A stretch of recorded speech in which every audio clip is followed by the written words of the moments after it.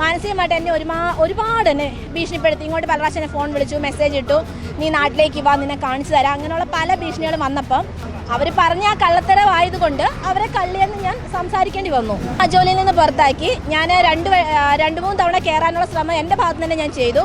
പക്ഷെ അന്നേരം എല്ലാം ഞാൻ സ്ത്രീത്വത്തെ അപമാനിച്ച വ്യക്തിയാണ്, ഞാൻ പ്രോപ്പറായിട്ട് ജോലി ചെയ്യാത്ത വ്യക്തിയാണെന്ന് പറഞ്ഞാണ് എന്നെ മാറ്റി നിർത്തപ്പെട്ടത്. നമ്മുടെ സമരത്തെ ഫുള്ളും നെഗറ്റീവായിട്ട് ചിത്രീകരിക്കുന്ന കുറച്ച് കമൻസ് വന്നായിരുന്നു. നമസ്കാരം. ആശാവർക്കർമാരുടെ സമരം സെക്രട്ടേറിയറ്റിന് മുൻപിൽ കൊടുമ്പിരി കൊണ്ടുനിന്ന സമയത്ത് മുൻ ആരോഗ്യമന്ത്രിയായ വീണ ജോർജ് ഡൽഹിയിലേക്ക് പോയിരുന്നു. പോകുമ്പോൾ പറഞ്ഞത് കേന്ദ്ര ആരോഗ്യമന്ത്രിയുമായി ആശാവർക്കർമാരുടെ വിഷയം സംസാരിക്കാനാണ് എന്നുള്ള പേരിലാണ്. എന്നാൽ അന്ന് കേന്ദ്ര ആരോഗ്യമന്ത്രിയുമായി സംസാരിച്ചിരുന്നില്ല. എന്നാൽ വീണ ജോർജ് പുറത്ത് ഇറങ്ങി വന്നതിന് ശേഷം മാധ്യമങ്ങളോട് പറഞ്ഞത് ആരോഗ്യമന്ത്രിയുമായി ചർച്ച നടന്നു എന്നതുൾപ്പെടെയുള്ള പച്ചക്കള്ളങ്ങൾ പറഞ്ഞിരുന്നു. ഇതുമായി ബന്ധപ്പെട്ട് നമ്മൾ മറുനാടൻ ഈ ആശാവർക്കർമാരുടെ സമരവേദിയിൽ വന്ന് ഒരു പ്രതികരണം എടുത്തിരുന്നു. ജിതിക എന്നുള്ള കോട്ടയം പാലായിലുള്ള ആശാവർക്കറുടെ പ്രതികരണമായിരുന്നു എടുത്തത്. അവർ വീണ ജോർജിൻ്റെ ഈ ഒരു പച്ചക്കള്ളം പറഞ്ഞ പ്രവണതയ്ക്കെതിരെ നിശ്ചിതമായ വിമർശനവുമായി നമ്മുടെ പക്കൽ എത്തിയിരുന്നു, നമ്മളോട് പ്രതികരിച്ചിരുന്നു. ഇതിന് പിന്നാലെ ഈ ആശാവർക്കറുടെ ജോലി നഷ്ടമാവുകയും ചെയ്തു. എന്തായാലും ഈ ആശാവർക്കർമാരുടെ സമരം നിലവിൽ വിജയിച്ച സാഹചര്യത്തിൽ, അതുകൂടാതെ പുതിയ UDF സർക്കാർ അധികാരത്തിൽ വന്നതിന് ശേഷം 3000 രൂപ വേതനം വർദ്ധിപ്പിച്ച സാഹചര്യത്തിൽ നിലവിൽ ജോലി നഷ്ടപ്പെട്ട ജിതിക ഇപ്പോൾ മറുനാടനൊപ്പം ചേരുകയാണ്. ചേച്ചി, അന്ന് ആശാവർക്കർമാരുടെ സമരം നടക്കുമ്പോൾ നമ്മളോട് പ്രതികരിച്ചതിൻ്റെ പേരിലാണ് താങ്കളുടെ ജോലി നഷ്ടപ്പെട്ടത്. അതെ, നിങ്ങളോട് സംസാരിച്ചത് കാരണം അന്നത്തെ ആരോഗ്യമന്ത്രി മാധ്യമങ്ങളെല്ലാവരും തന്നെ അറിയുന്നതാണ്. അന്ന് ഇവിടുന്ന് പോയത് കേന്ദ്ര ആരോഗ്യമന്ത്രിയെ കാണാൻ എന്ന് പറഞ്ഞാണ് നമ്മളോട് പോകുന്നത്. എല്ലാവരോടും, മാധ്യമങ്ങളോട് എല്ലാവരും പറഞ്ഞ അങ്ങനെ തന്നെയാണ്. ഇപ്പം കിടക്കുന്ന ബൈറ്റുകൾ നോക്കിയാലും കാണാം. അന്ന് മാഡം സംസാരിച്ചത് ഞാൻ ആരോഗ്യമന്ത്രിയെ കാണാൻ പോകുന്നു, ആശമാരുടെ പ്രശ്നങ്ങൾ ചർച്ച ചെയ്യാൻ. പക്ഷേ അവിടുന്ന് തിരിച്ചു വന്നപ്പോൾ ഈ വിഷയങ്ങളോ ഒന്നുമില്ല. അപ്പം നമുക്ക് വിഷമം കാരണം. പിന്നെ അതുമാത്രമല്ല, നാട്ടിൽ നിന്ന് ഞാൻ പോകുന്നപ്പോൾ തന്നെ എനിക്കെതിരെ കുറച്ച് പ്രശ്നങ്ങൾ അവരുടെ ആൾക്കാർ CPM അതിൻ്റെ യൂണിയൻ്റെ ആൾക്കാരുണ്ടാക്കിയായിരുന്നു. ഇപ്പോഴും നിലവിൽ എനിക്കെതിരെ വ്യാജപരാതികൾ കൊടുത്തു.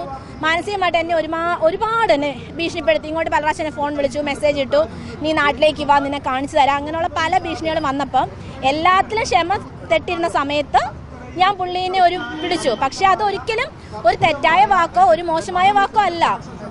അവർ പറഞ്ഞ ആ കള്ളത്തരമായതുകൊണ്ട് അവരെ കള്ളിയെന്ന് ഞാൻ സംസാരിക്കേണ്ടി വന്നു.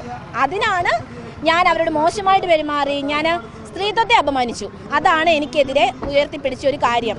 പക്ഷേ കള്ളം പറഞ്ഞു പോയവർ അങ്ങനെ പറയുമ്പം എങ്ങനെയാണ് സ്ത്രീത്വത്തെ അപമാനിച്ചതെന്ന് എനിക്ക് ഇതുവരെ മനസ്സിലാവാത്തൊരു കാര്യം അതാണ്. ചേച്ചിക്കെതിരെ നൽകിയ വ്യാജ പരാതി എന്താണ്? ഞാൻ പാലിറ്റീവ് കെയർ കൊടുക്കുന്നില്ല, ഞാൻ വാർഡിൽ ചെല്ലുന്നില്ല എന്നൊക്കെയാണ് എനിക്കെതിരെ പോയ പരാതി. ഈ പരാതി കൊടുത്ത ആ 4 വീടുകളിലും പാലിറ്റീവ് കെയറിൽ ഒരു വീടിന് അർഹതയുള്ളായിരുന്നു.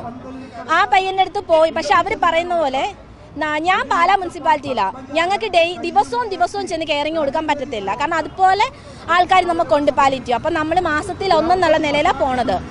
പിന്നെ അതിലും നമ്മളോട് പറഞ്ഞിട്ടുണ്ട്, തീർത്തും കിടപ്പ് രോഗികൾക്ക് മുൻഗണന കൊടുക്കുക. അതായത് നടക്കുന്നവർക്കോ ഹോസ്പിറ്റലിൽ പോകാൻ പറ്റുന്നവർക്കോ അല്ല, തീർത്തും ബെഡായിരിക്കുന്നവർക്ക് അതാണ് നമ്മൾ ഏറ്റവും കൂടുതൽ ചെയ്യുന്നത്. അങ്ങനെ പോകാൻ പറഞ്ഞു. അങ്ങനെ അർഹരായവർക്ക് ഞാൻ നന്നായിട്ട് തന്നെ കൊടുത്തിട്ടുമുണ്ട്. അതെനിക്ക് നല്ല ബോധ്യമുണ്ട്. അപ്പം ഇത്ത ഒരു പരാതിയാണ് ഈ സംഭവങ്ങളെല്ലാം പോയത്. കൊടുത്തിട്ടില്ല, ഞാൻ ചെന്നിട്ടില്ല, എന്നെ കണ്ടിട്ടില്ല എന്നൊക്കെ. ജോലിയിൽ നിന്ന് പുറത്താക്കി.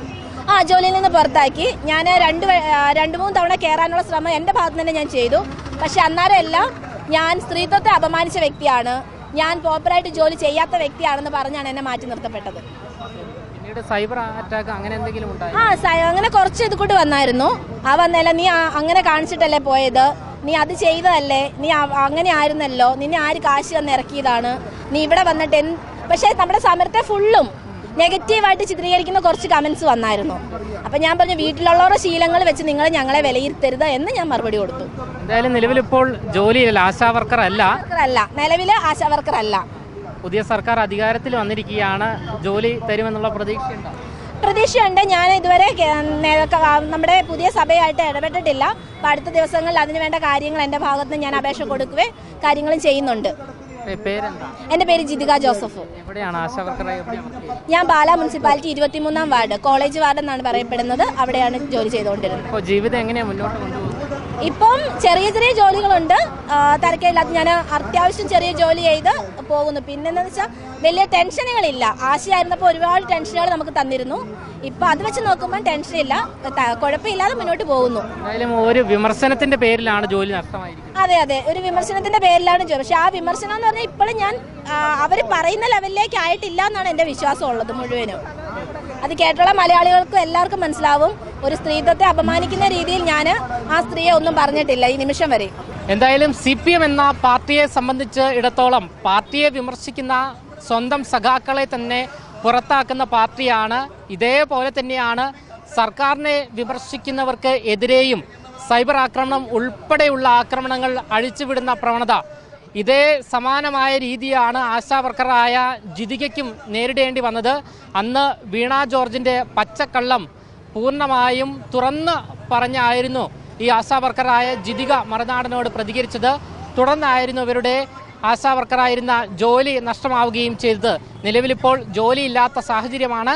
പുതിയ സർക്കാർ വന്ന സാഹചര്യത്തിൽ അവർക്ക് ആശാ വർക്കറായുള്ള ജോലി തിരിച്ചു കിട്ടും എന്നുള്ള പ്രതീക്ഷയാണ് അവർ നമ്മളോട് പങ്കുവയ്ക്കുന്നത്. ക്യാമറമാൻ ആഷിക്കിനൊപ്പം അമൽ രുദ്ര, മറുനാടൻ മലയാളി, തിരുവനന്തപുരം.